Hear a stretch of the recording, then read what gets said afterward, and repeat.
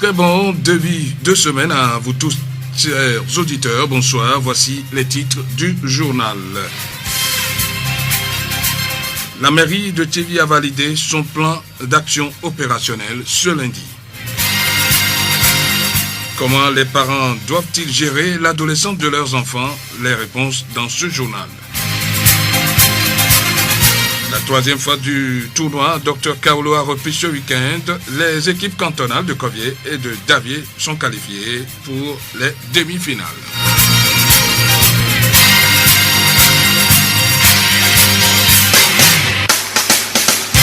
La voix du Zion. Une fois encore, bonsoir. Le plan d'action opérationnel 2015 de la mairie de Tchévi a été validé ce lundi. La validation a été faite au cours d'un atelier qui a regroupé les acteurs de développement de la ville de Tchévi à l'hôtel Saint-Georges.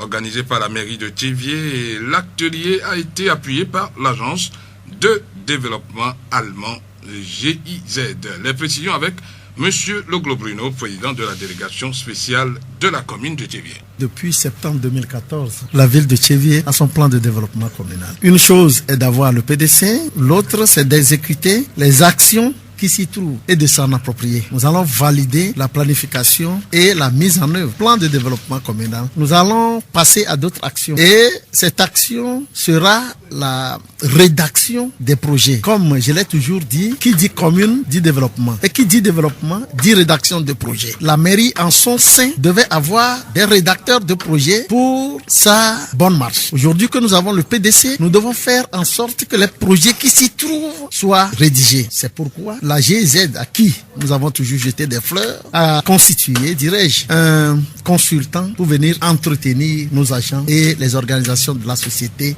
civile. Pour les participants, chaque acteur a son rôle à jouer dans la réussite de ce plan d'action.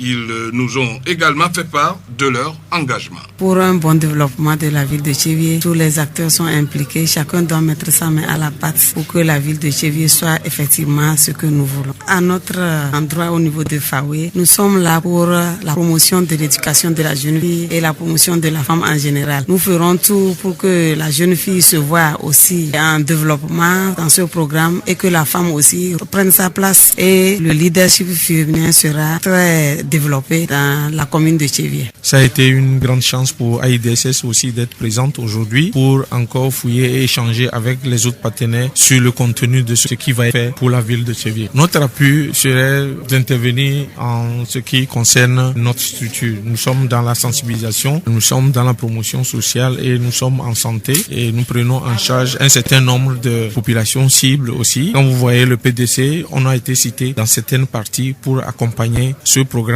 Et nous comptons apporter notre contribution positive à l'évolution et à la programmation des activités qui nous concernent et qui concernent les autres structures avec qui nous composons dans la ville de Tchévi aussi. La voix du Zion. Afrique Vision a débuté ce lundi à Tchévi sa formation sur les nouvelles techniques de télédistribution. Une trentaine de personnes participent à cette formation qui va les préparer à répondre aux exigences du numérique. À Tiogbe, Agbemania Dani, ingénieur en réseau satellitaire, formateur à cet atelier. J'ai senti un certain engouement auprès de nos apprenants. Ils sont intéressés. Vraiment, je pense que ça va aller. Il y aura plusieurs modules. Il y a installation d'antennes paraboliques. Comment faire le câblage d'immeubles pour permettre de distribuer plusieurs images dans plusieurs chambres. Comment installer l'antenne numérique terrestre qui se profile à l'horizon 2015. Nous sommes là pour vous former en grosso modo sur la réception des signaux terrestres et satellitaires. J'incite tous les jeunes. L'avenir de la jeunesse m'importe. Je veux que cette jeunesse-là prenne son avenir en main. Venez vous former, ça y est. Quand vous suivez cette formation, vous serez apte à faire beaucoup de choses. Apte à installer, à programmer, à câbler des immeubles de plus de 200 chambres, de plus de 300 chambres. Comment installer l'antenne numérique terrestre qui ont dit 2015, on n'aura plus les chaînes en analogique. Il faut que les chaînes soient en numérique. Donc, il faut que vous soyez formés de ce système. Les participants donnaient leur impression à la fin de cette première journée de formation.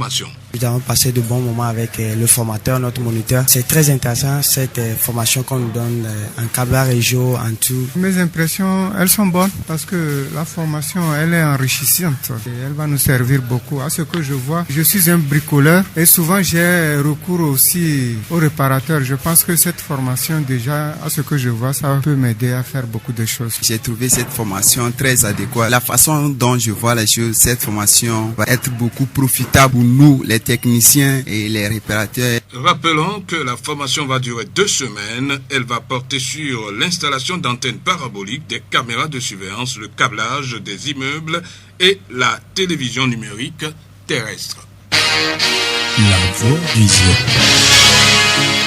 L'adolescence est une période entre l'enfance et l'âge adulte. C'est une période de la vie au cours de laquelle l'adolescent constate des changements physiques et biologiques de son corps et de sa personne. Ce changement est aussi remarquable dans son comportement qui est souvent sujet aux problèmes et qui nécessite un grand soutien et une grande attention des parents. Les précisions avec Madame Katassou Tekovi Dédé, psychologue clinicienne au centre hospitalier régional de Tchévié. L'adolescence est une période qui sépare l'enfance de l'âge adulte. Il s'agit d'une période de la vie qui s'échelonne généralement de 11, 12 à 17, 18 ans. L'adolescence serait donc la période de l'épanouissement de l'enfant qui se transforme en un adulte afin qu'il devienne acteur responsable de son parcours personnel et civique.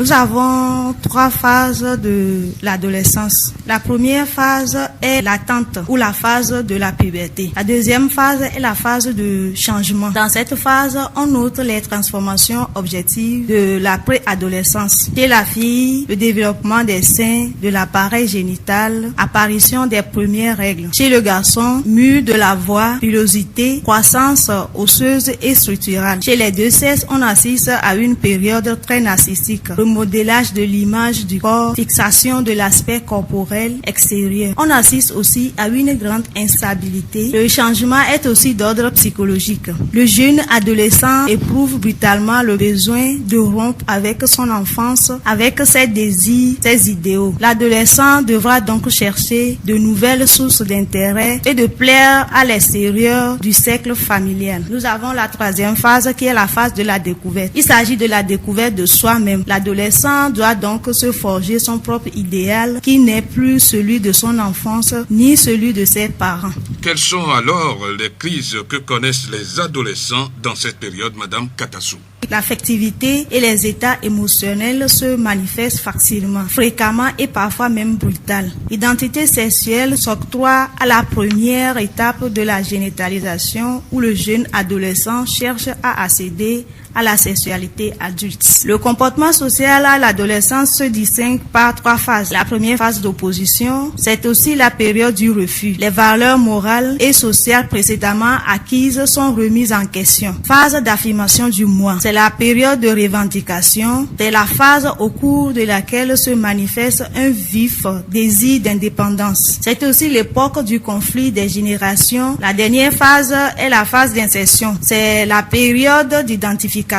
L'adolescent réalise son indépendance active. On note 2 crises. La première est endogène parce que les troubles sont pour beaucoup dus à des transformations biologiques naturelles, internes, inévitables. La seconde crise est exogène. Elle est alimentée par des éléments extérieurs que sont les parents, les copains, les enseignants, les médias, etc. Parmi les problèmes de l'adolescence, on peut citer la toxicomanie, les fugues. Il y a les grossesses indésirées, tentatives d'avortement ou les accidents, les tentatives de suicide et les suicides, les problèmes d'agressivité et de violence en milieu scolaire, la délinquance juvénile.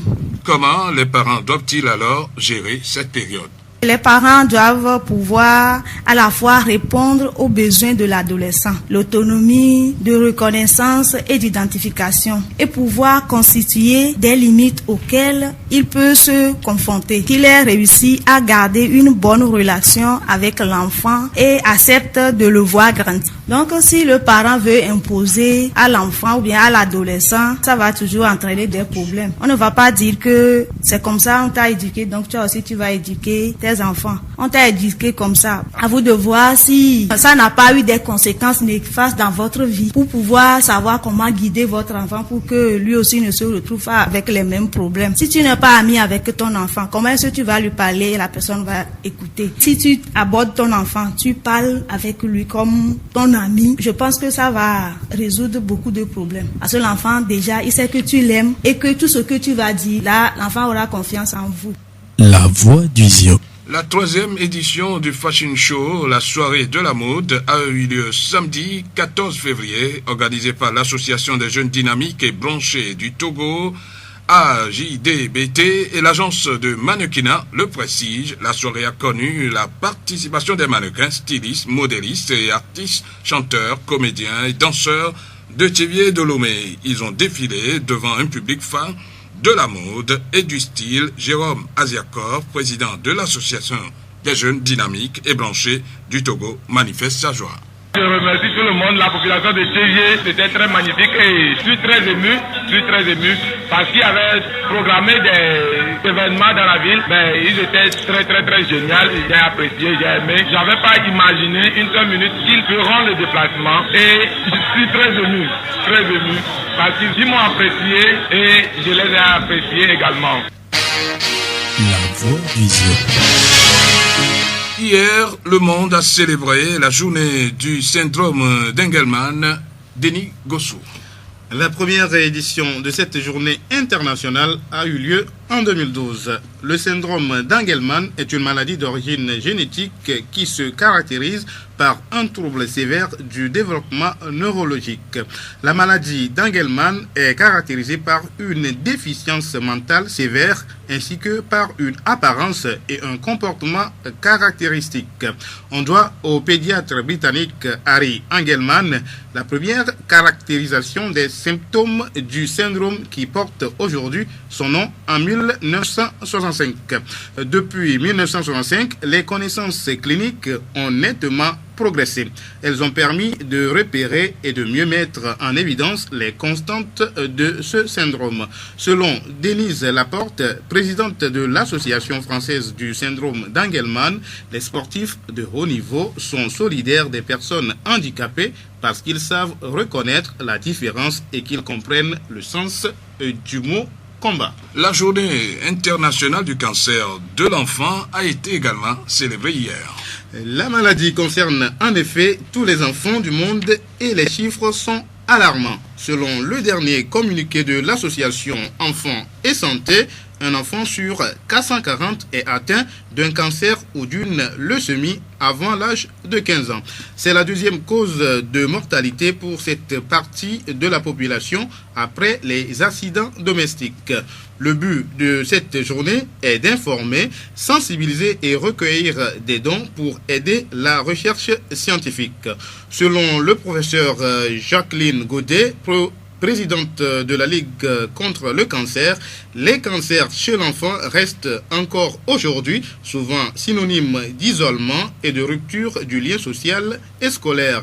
Si la Ligue contre le cancer soutient ces orientations prises dans le cadre du plan cancer 2014-2019, il est de notre devoir d'exiger la mise en œuvre de solutions concrètes pour aider les enfants et leurs familles avant, pendant et après la maladie. Les anciennes personnes atteintes de cancer souffrent de discrimination et d'inégalité. Refus d'assurance, surprime. Les anciens enfants malades doivent pouvoir bénéficier du droit à l'oubli et concrètement ne plus devoir mentionner cette maladie dans les déclarations d'assurance.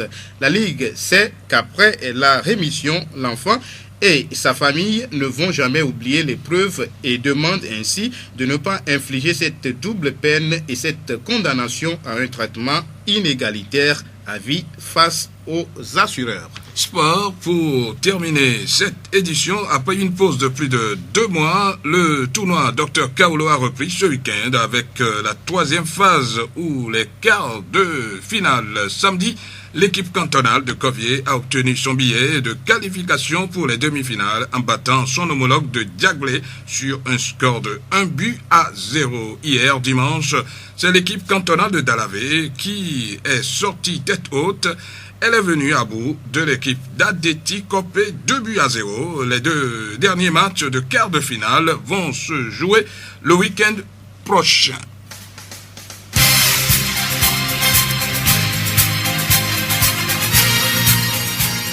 Il y a autour de nous des personnes qui vivent sans espérance. Observez-les, elles sourient, mais leur regard est éteint. Elles parlent, mais il n'y a plus de musique dans leur voix.